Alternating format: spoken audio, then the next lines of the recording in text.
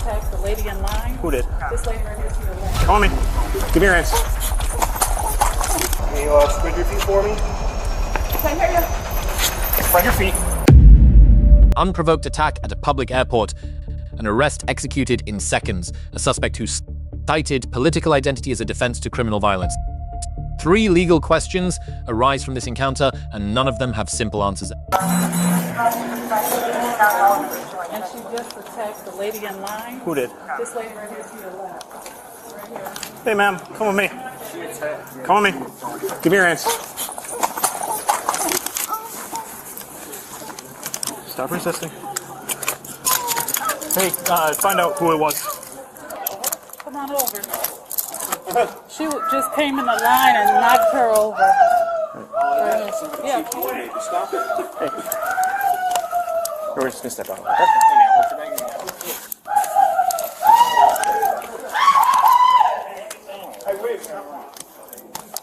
First of all, do you need any medical attention? No. Are you alright? Mm-hmm. So what happened? She was just walking around pointing at me. Just me. That's what We're taking her back. I know, that's what I'm trying to Yeah, I was just standing in line, minding my business. She keeps walking around, pointing at me and saying, you, and comes up and just shoves me and smacks me. Alright, I'm going to ask you a very stupid question. I'm required by law to ask you this. Did you consent to her pushing? No. Okay. It's a legal question that I'm required to ask.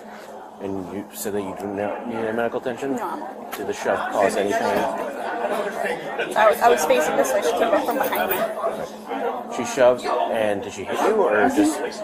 Straight on, pushed me and smacked me. Where did she smack you? Just in the arm? Yeah, I wasn't even looking at her. Was it an open hand? I don't know. Okay. Do you have your ID on you? Yeah.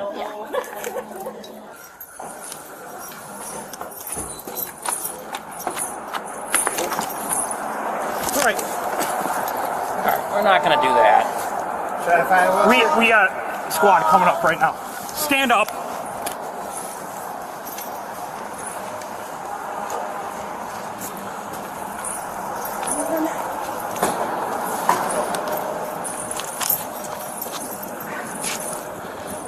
Someone want to pat her down real quick. Right, that guy's watching. So what happened? Activist. You're an activist? That gives you a right to punch someone? Can you spread your feet for me? Can't hear you. Spread your feet.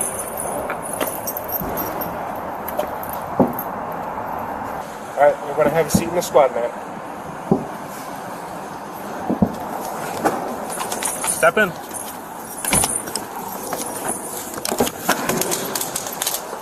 It's fine. Anyone want to be a willing complainant and witness? Yeah, it just helps having extra witness statements of what happened. Can we do it from him? Yeah. I'll tell you what happened. Come here. My name's Robert Boland. Yeah. I'm not coming back. So. ID at all? It's easier to copy down. Because otherwise I'll stand here for 20 minutes saying, what was that? What was that? Stupid. Oh, give me my business. This is why I have this. Yeah. But where did she come from, though? Yeah, did you? I thought she started. I thought she had a little clumsy, right? She started saying, "Hey, you, turn around." I was like, I thought she was just going to be like, hey, what's up? What I saw, officer, was this young lady in the blue sweatshirt. All right. Had like she was calling to someone, like she knew them, trying to get their attention. So we thought she was going to go there. I thought she was going to go get in line with them. Okay. No big deal. Came right through there. Went under the whatever the stupid thing is called. One under the stanchion. No, she passed right here. All right. Oh, okay. Right through there. And I thought she was just walking up to talk to them because she was trying to get their attention. What it sounded like to me from standing here. Next thing I know, she attacked them. Yeah, she was pointing a finger at her and she was like, turn around. Pointing finger And so, like she was trying to get someone that she thought Right. someone she knew's attention, and then she goes, "Hey, student." where'd they come from? I'm going, Hurdle. damn, you know them? Personally? Here, and then Went right over, kind of tripped on that. Trying to transfer the suitcase, Went and to all of a hit sudden her it got with a bag crazy. or something. All right. And then she, after they separated, got them apart. She came over and said, "I work at the Department of Defense and security, da da da da," and I'm wandering around up front and acting really crazy. All right. Well, thank you very much. All right, Summer, do you think there's anything happened that I didn't ask you about? That was it. I'm just going to run you through it just one last time, I promise. Sure. All right, so you're standing in line, minding your own business. She just starts pointing at you, and then, where were you in line? Like right there. Right where you are? So she went past everybody that else was in line? Okay. And then I mean, we're going to see on the footage, because there's camera there, there the whole time. there. But she like walked 20 around minutes for a while. She like walked around. I don't know why. I can't answer that question. Sometimes people Just that be like that. unfortunately. I wish I had answers. I wish there was a better system than this. But unfortunately, this is what we have right now. So you're standing right there. She comes up, shoves you from behind, and just says, "You," and then she just walked away, or Yeah, well, they kind of like got her like off of me, and then I think she walked that way, and I Sit over there for a little bit until you guys. and then kept like saying something, and I didn't really hear what she said, and then you guys came in shortly after. So, do you have any questions for me? I don't think so. Normally, if I had my squad, I would have like a form for you. It's called the Wisconsin Victims' Rights. Sure. This goes to court. You get somebody that's known as a victim witness advocate, somebody you can talk to that can help explain the whole process. What's going to happen probably is that you're going to get a phone call in the next couple of days from a district attorney's office. He'll talk to you, ask you some questions.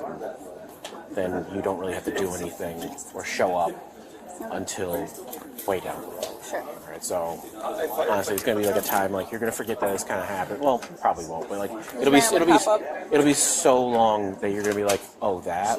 That unfortunately, that's how slow everything is. That's fine. So, like I said, they'll contact you, and then the victim-witness advocate will be the one kind of your go-between. They'll be able to answer any questions, explain the victim rights fund if there is like punitive damages or any injuries as a result of this. Okay. All right. Do you have any questions? I don't think so. Thank you.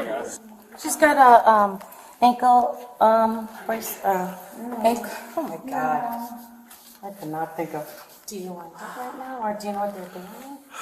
I know you're not deciding. You have I need to sit down. you have the ankle bracelet. What other jewelry do you have, ma'am? I think she has some rings. 2 rings. You can sit down on the bench if you want. While he's talking, if you need to Earrings. sit. That's it. This is not jewelry. Oh yeah, we think. Yeah, we'll take that. Yeah. Little puppy there. But we're putting it with all your property. I got it. You can put it on top of that thing. And This is worth $5,000. well, let's keep that puppies on for now. And hey, want to ask you these This is from questions? Costa Rica. That is stamp too. Oh, you know what? I'm wearing like, I don't know, $7,000 worth of jewelry. I got to ask you 3 questions. Have you had any drugs or alcohol in the last 24 hours? No, sir. Do you have it or thoughts of hurting yourself? No, sir. Are you sick or injured in any way? No, sir. Okay.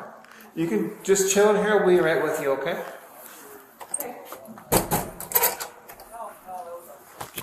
Under Illinois v. Gates 1983, the totality of the circumstances standard governs probable cause for a warrantless arrest.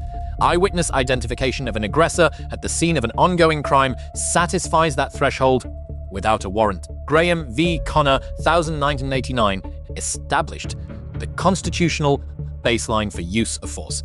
Reasonableness is assessed from the perspective of the officer on scene, not in hindsight. The level of resistance encountered drives the analysis, not the severity of the underlying offense. Wisconsin Statute 940.19 defines battery as intentionally causing bodily harm without the consent of the person harmed. Non-consent is an independent statutory element. Proof of intent does not substitute for proof of non-consent. Self-defense doctrine requires a perceived threat the defendant directly faces at the moment of contact. An attack delivered from behind eliminates that predicate. A victim with a turned-back forecloses any viable claim of defensive necessity. Chimel v. California, 1969, and Terry v. Ohio, 1968, together establish that a search of the arrestee incident to a lawful custodial arrest requires no independent probable cause. Fine. Officer safety and evidence preservation justify the authority automatically. Brandenburg v. Ohio, 1969, drew a constitutional line between protected political expression and unprotected physical conduct. Activist identity, political affiliation, and government employment history are legally irrelevant to whether bodily harm was intentionally caused without consent. Wisconsin Constitution Article 1, Section 9M, adopted in 2019, elevated crime victim rights to constitutional status. Law enforcement bears an affirmative obligation to inform victims of their rights to advocacy, notification, and compensation access at the point of contact. Wisconsin does not codify a standalone assault statute.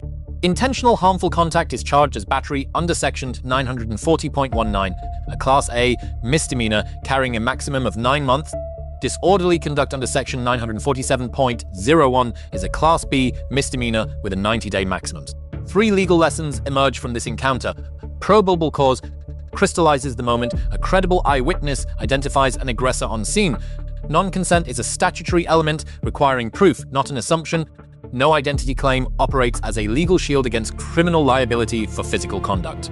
The charges were filed, but courts have not resolved how political identity intersects with criminal intent at the point of trial. Does constitutional victim rights compliance shift sentencing outcomes? What standard applies when eyewitness accounts conflict under oath? The legal record on these questions is still being written.